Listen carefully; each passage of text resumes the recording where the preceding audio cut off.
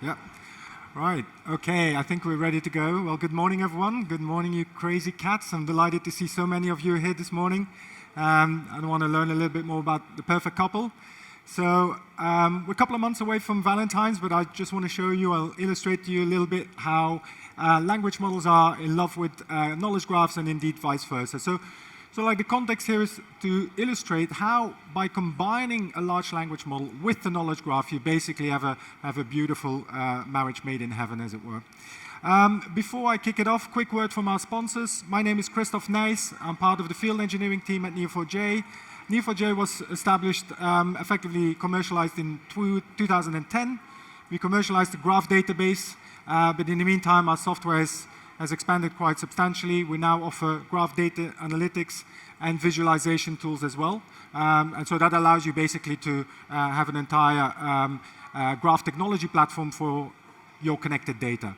So we're used by most of the large enterprises in the world. And I think equally important for you guys here today is that everything I will illustrate and talk about today is open source, right? So everything you can use pretty much straight out of the box if you come and if you register, and I'll explain that later on.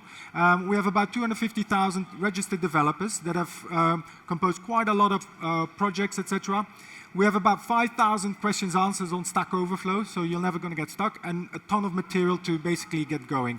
Our software can be used so like anywhere, that is on your own laptop or any of the big cloud providers, etc.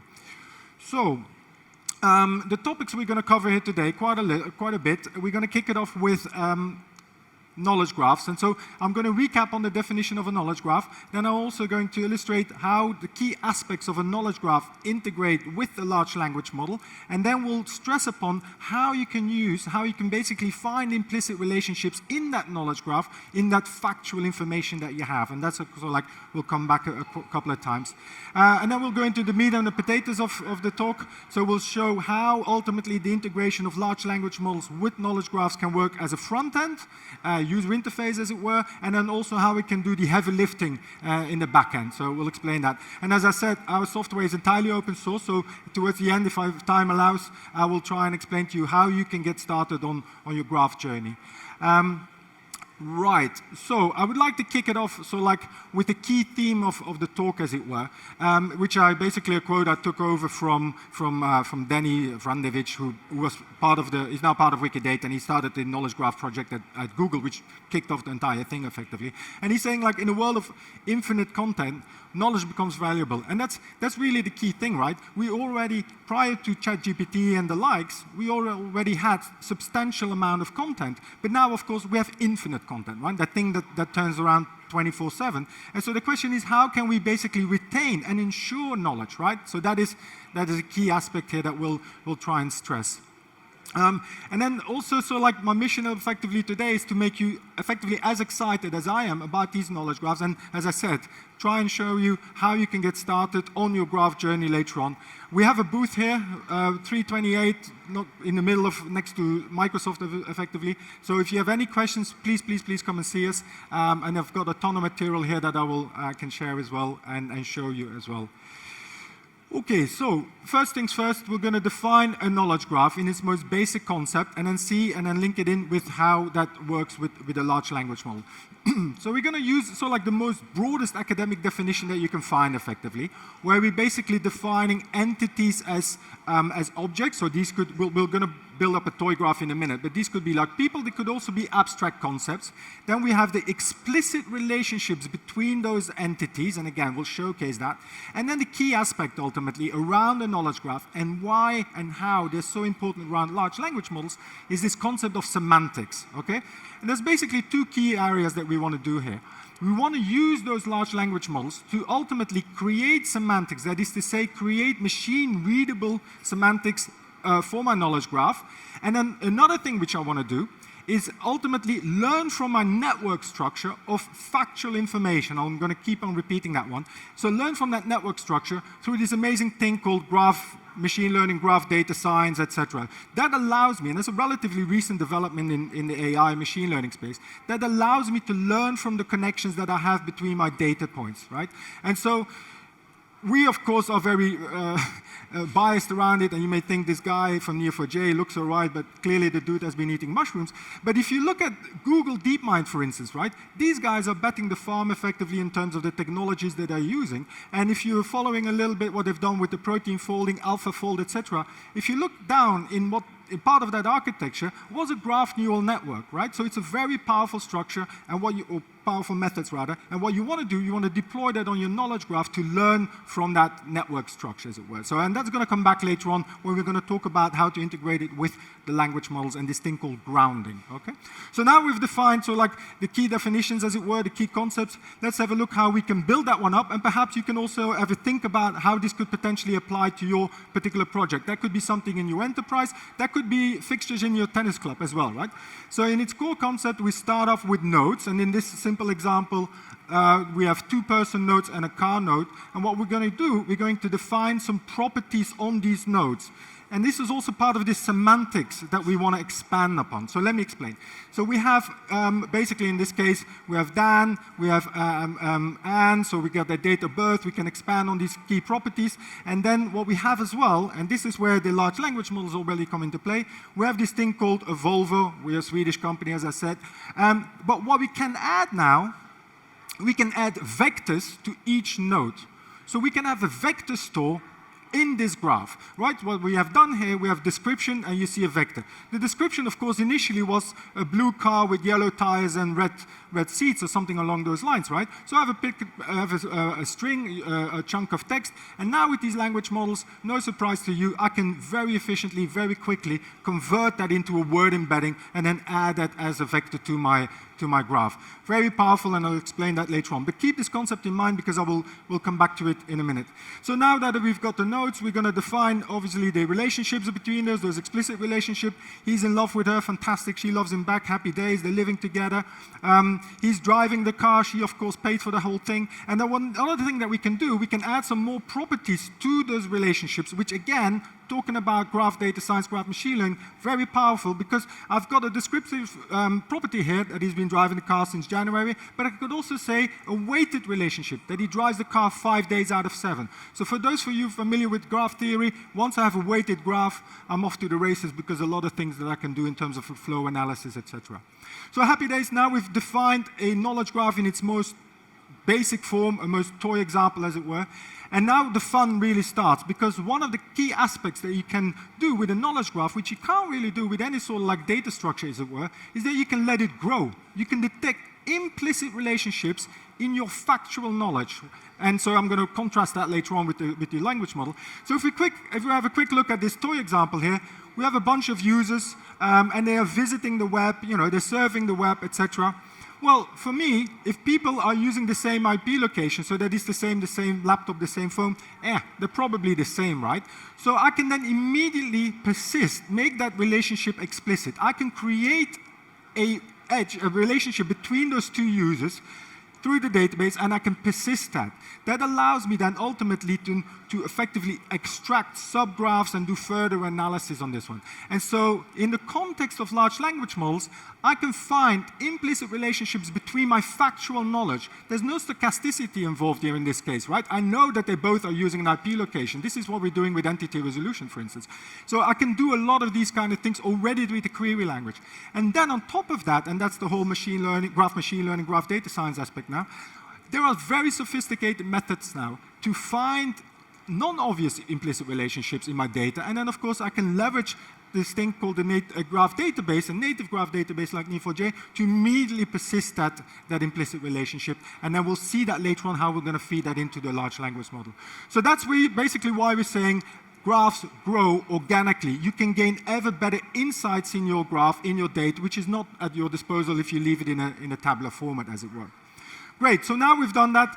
If you want to know a little bit more, in fact, if you have like basically, if you want to study these kind of things, we just published, or updated rather, a book by my colleague Jesus and our chief scientist, Jim Weber. If you're interested in it, come and see us at booth 328, and we'll show you how to get your free copy. It's really a reference work now. So for those who want to learn more, come and see us. Right. Okay, now, as I said, in the context of happy days and love, how is sort of like a knowledge graph, how can you integrate it with a language model? And so conceptually, there's sort of like two major workflows you can think about these kind of things. You can either see it as sort of like using it or deploying it as a user interface, so as a front end. I will see that in a minute, what you can do with that. Or you can basically let it do the heavy lifting, okay? And so I'll explain to you the three major methods around that, and there's like, but based on three pillars. And I see a lot of you guys taking photos. That's great, thank you. But you can also get the slides. Just come and see us, and we'll send you the slides. So we are totally open source. Okay, so as a front end, Neo4j has basically an interface called NeoDash that is a dashboard that connects to your database. Again, here, open source. You can deploy it at on your own projects. And so what we have now built into that dashboard is the ability to convert natural language, free text, into Cypher. Cypher is the query language of Neo4j, but also will become the standard when we move to a graph query language in 24. And so that allows you to, as I said, to use that ability that these large language models now have to write code. This is very powerful, right? Because now suddenly all of this technology becomes available to anyone in your organization or anyone that basically wants to deploy ultimately a knowledge graph. So hopefully this time works. Yeah, so basically you now can see a little example of this one. This would be your dashboard, so NeoDash, and what you have here now, you will have a frame where you can add free text, so show me a movie. This one is linked to a movie database in the background. It then will go into the OpenAI engine, convert it into a query, which we'll see now. That was then basically converted that piece of natural language into a query, gets run onto the database, onto the movie database, returns the result, and then you get the results. In this particular example, it retains the context and information, so you can basically continue to ask the questions around it, etc. So this is very powerful. In addition, we are also working now on basically fine-tuning a base model on a whole body of Cypher code, and that will then make it even more powerful. But already now, certainly with the GPT-4 engine, we can do a lot. So that's very powerful. We'll see in a minute also how we're going to deploy that in this thing called grounding, okay? Now, in terms of like doing the heavy lifting, basically, as you know, these large language models, they've been developed already since the transformer era, right? So, sorry, the language model has been developed since the transformer era. We've done quite a lot of work at Neo4j in using these transformer models, such as BioBERT, etc., to integrate with Neo4j. So we've got a lot of expertise.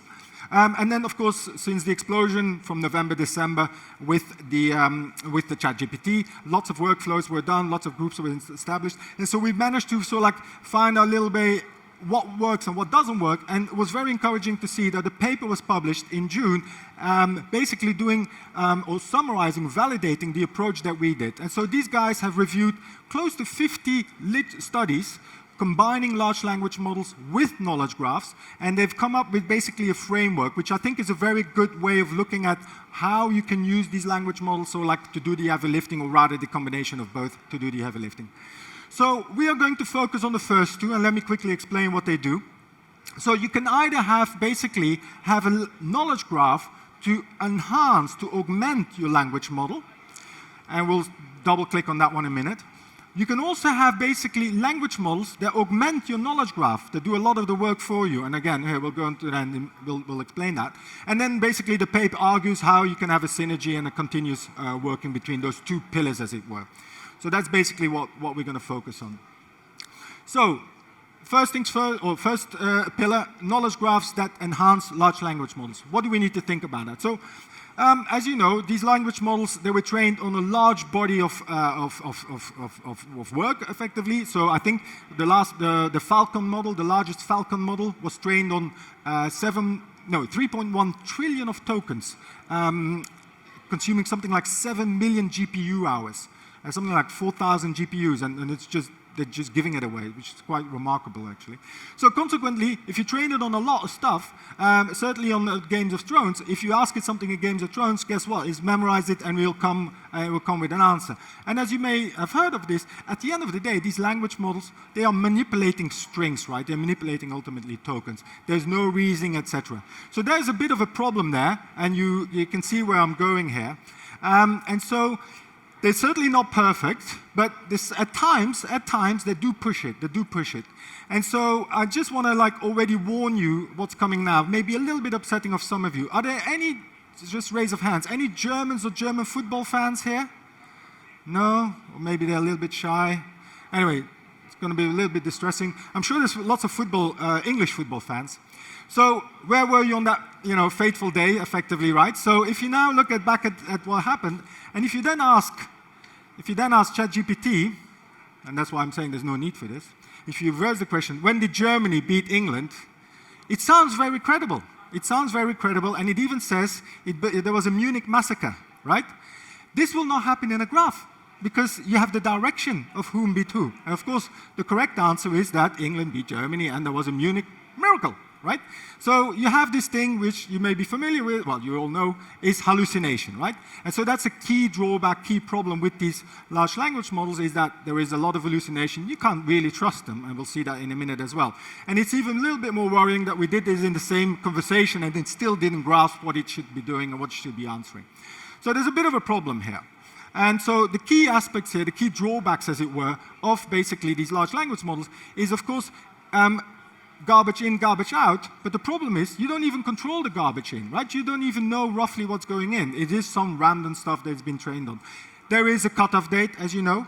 And then one of the key aspects here is that it sounds very credible, but you can't really verify this, right? So you have no certainty. This thing, well, who knows what it comes up with, right? And so this poor chap was a victim of that. There was a lawyer that submitted some motions to court, and he basically had the ChatGPT come up with the arguments that he was presenting to the judge, etc. And he had to pay a fine, and yeah, anyway, it was a disgrace. So basically, the key drawbacks of these large language models, they hallucinate, and as you may have heard of this little comparison as well, they make up random sentences from random people. They sound very credible, like parrots do as well, but what is the main difference here? One is a cute little bird, and the other one is not, right? So that brings us to the key aspect. How can we solve this problem? How can we use graphs to ultimately solve this problem? And that is basically what there's three major ways of looking at solving this problem. There is, of course, fine-tuning, and here as well we can use knowledge graphs. A couple of things with fine-tuning. You need a very well-curated, labeled data set to do some supervised training. So the literature says that you give or take need at least 1,000 pairs. So these could be Q&A pairs, this could be example result pairs, etc. And then, of course, you need the manpower and the brain power to do the neural network extra training, right? So you can even feed a knowledge graph into that. The team of Leskovec at Stanford has done that, and of course they can do that, but you need a lot of resources, you need a lot of expertise to do that, but it certainly works. Equally said, every time you want to add it with new information, you need to retrain the whole banana again, right? So that's one way. Then you have the few-shot learning. That is a very powerful tool, right? So this is basically the prompting that you use, to optimizing the prompting, and then do this in-context learning, etc. There you can deploy the agents, LangChain, etc. Very powerful to ultimately limit the amount of nonsense that the language model can come up with, and so you make it more specialized. And then what we are going to focus on is this concept of grounding. And so there's a few talks today that will go into that as well. It's very much respected, seen now in industry as the gold standard if you want to really reduce that element of hallucination. And so what do we mean with grounding? At the end of the day, with grounding, it comes down to basically forcing the language model, large language model, to use a specific data set that is curated, that is based on factual knowledge that you provide, okay? So it's limiting the amount of information, limiting the amount, and making it extremely specialized. That's basically what you do. A couple of ways of doing that. The one that we will be focusing on, and certainly within the space of graphs, is retrieval augmented generation. So we're going to look at retrieval augmented generation of graphs. And so let me quickly explain how this diagram works. There's effectively two ways of looking at it. Remember when I said that we can use the code writing abilities of these large language models? Well, that's going to come what we do here. We are getting a question from our internal customer, external customer, or whoever. That question is in free text, in natural language, gets converted into a query that gets released, run on my knowledge graph. And then ultimately my knowledge graph is the factual information that I've curated, that I've added to my graph database. And there's a couple of things here that is to be stressed. So I run this query, and I'll come back. Then ultimately the results of that query, as we just saw earlier, that could be the results of which movies did Jack Nicholson played in, or this could be very specific, right? This could be your knowledge graph on your domain area. This could be all of the technical documents that your particular organization may have that you've built out in a knowledge graph, and then it will return the query results together with the question to the language model so that it has the context and has the answer. And then we're basically leveraging the language skills of the large language model, so it's grammatical and language skills, to produce an answer, right? And I can do this at scale. The other thing that I had, the benefit that I have, remember that what I said, we want to find implicit relationships. We want to learn metadata from our knowledge graph. Well, that is something I can do effectively on a continuous basis. I can find these implicit relationships, add them to my knowledge graph, and then ultimately feed it into my cute little parrot, and then it will come up with an answer, right? So the other workflow I can do, remember that I said, remember our beautiful Volvo car? It has a vector now, right? A description. Well, every single node in that knowledge graph can have a vector. That question I can have for my internal or external customer, I can convert that into a vector. I can do a vector search, and then I can basically have all of the nodes that are related to that vector returned, and not only that, I can then search the graph on those results. So a little bit more involved. Happy to explain it to you into more detail, but basically I can leverage the vector search capabilities with the context of the graph that it provides me. So those are the two major workflows around grounding. So what are the benefits here? Of course, I have accuracy, right? This is factual knowledge that I've created, is in my graph database, and I can continuously also check on that data. And there's various tools of doing disambiguation, etc. So the other benefit is it's a flexible schema. If tonight I get more customer information or I get new fixtures in my tennis, I can just add it to the knowledge graph, and that is basically my source of truth. So I can almost use it in a real-time context, right? I can add more information real-time, as it were, as opposed to saying fine-tuning where I need to run the whole banana again. Very powerful. Then I can be very specific. As I said, I can feed it with domain-specific knowledge. This could be technical documents that I've basically analyzed, made a knowledge graph out of it, etc. Then the other thing is key aspects, certainly for the financial services industry and other kind of industry, I can explain where that answer comes from, right? So I can trace back exactly the nodes and the relationships that were traversed in my graph to know why it answered it in this way, right? The key facts are basically being returned there. And then I can also restrict basically the access to that knowledge graph, to that information, to whoever asks it, right? So certain HR information in my organization, I don't want to share with everyone, right? And I do this through this thing called role-based access control. I can restrict which node can be seen by whoever, which subgraph can be seen by whoever, etc. So those are the key benefits of basically using this powerful data structure of a knowledge graph to do grounding for large language models. So that's one pillar. Then let's have a look at, how can we now use these large language models to augment knowledge graphs? And there, basically, we're leveraging two tried and tested techniques in NLP, namely named entity recognition and knowledge compression. And this is basically encoding and embedding. So, on terms of named entity recognition, for those versed in NLP, tried and tested method. The only drawback you have there is you need specialized libraries, you need SpaceI and whatever you not. It's also, you need a little bit more expertise in that respect, so you need specialized teams. And then getting that thing into production is proven to be a little bit not straightforward all of the time, right? So that is now, the world has changed. The ease with which you can basically do named entity recognition using these large language models, of course trained on this large set of body of work, of text, and then allowing you, the key aspect, two key aspects here, allowing you to be extremely specific in the prompting to recognize which entities, which relationships, and then the other aspect is the output it generates for you. You can basically say in your prompting, I need the results of my entities and relationships that you have extracted out of this text returned in a pandas data frame or a JSON file or whatever format. So a very powerful way to automate the construction of your knowledge graph. You can basically, we're working with a client on 30 million PDFs that they're sitting on converting that unstructured data, text, into a structured format, and you can almost do it, if you have enough compute power, that is, overnight, so to speak, right? So this is a very powerful way to make stranded data, text, more insightful. Very powerful. And then the other example that we have is what we call, or what may be called, knowledge compression. It's very simple text embedding. And again here, tried and tested technique in NLP, but now so like the ubiquitous nature of these language models and the ease with which you can basically do an API call and convert any piece of text, any string, any description into a vector, and then write that vector as a property to each node, that's very powerful. So, as a quick example, what we did here in this blog post, this is something you can read, is where we basically analyzed all of the people that used to work at OpenAI and then started their own company. And then what you can then do is basically say, okay, there's a bunch of articles that are related to whatever his name was, Daniele or something like that. So a bunch of text, media articles. Well, I can basically link those articles, and I can also summarize that text, that article, and I write it as a vector. Because what I can do now, I can do a vector search on these articles. I can find similarities. I can then look up which article related to which node, and I can find it further into the graph. So I can get context around those articles, right? And again here, nothing new in terms of word embeddings and text embeddings, but the scalability that you can do and the deployment in production is very powerful. And then so what we have done, is a tongue-in-cheek here, as I said, we've always had the ability, or I may not say that, but we always have the ability to write vectors to each node, to write vectors in the Neo4j database.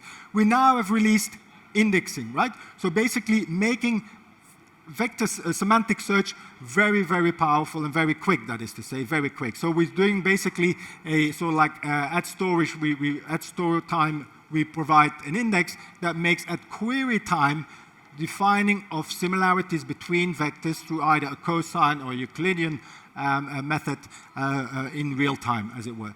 So that allows you then to, as I showed you earlier with the grounding, to do a search, a similarity search, a semantic search on those vectors that are properties to your node.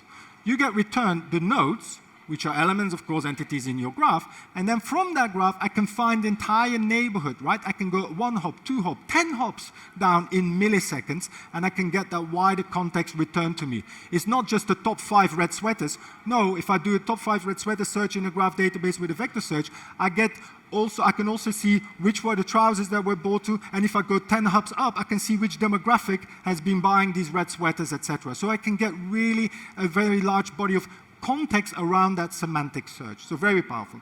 And then so basically, as I said, part of the mission of today was to make you as excited about knowledge graphs and language models as I am. And so how can you get started? So Neo4j has always been open source, but we have now developed, or not now, but we've over the years developed a lot of tools that allow you to get started in your journey. And the quickest way that you can literally do in the next few minutes is to go through this thing called Neo4j Sandbox. It's a cloud-based instance that we pay with hard cold cash and then give it to you. And then you can basically either upload your own data, or there's 12 preloaded data sets with like Twitter or fraud detection, with some of them also a self-paced demo, so that allows you to see how this graph works, how this thing works. And then in addition, on our website, there's a ton of material. We have a Graph Academy. You can even do certifications, etc., all free of charge. You even get a T-shirt, happy days. So lots of material. And then finally, this is, I forgot to mention this. Basically, we've also allowed now for a very quick OpenAI API calls to the likes of OpenAI and what have you not. But then finally, we have a ton of blog posts that our dear esteemed colleague Tomasz has published around how to integrate with these language models. So I can definitely encourage you to, if you want to see what the usability and applications are of these language knowledge graphs, he's done some amazing work in integrating it with basically creating chatbots, further knowledge graphs, and a whole tons of things. I mean, basically, the guy's a machine. So yeah, lots of examples. Everything, all of the code is available on the GitHub repository, and so you can get started on that. So, as I said, part of my mission was to make you as excited. I thank you very much for attending the talk today. We have our booth at 328. Myself and my colleagues will be there. If you have any questions, if you want to have a copy of the book or any of the material, links to the GitHub repositories, etc., just come and find us. Thank you.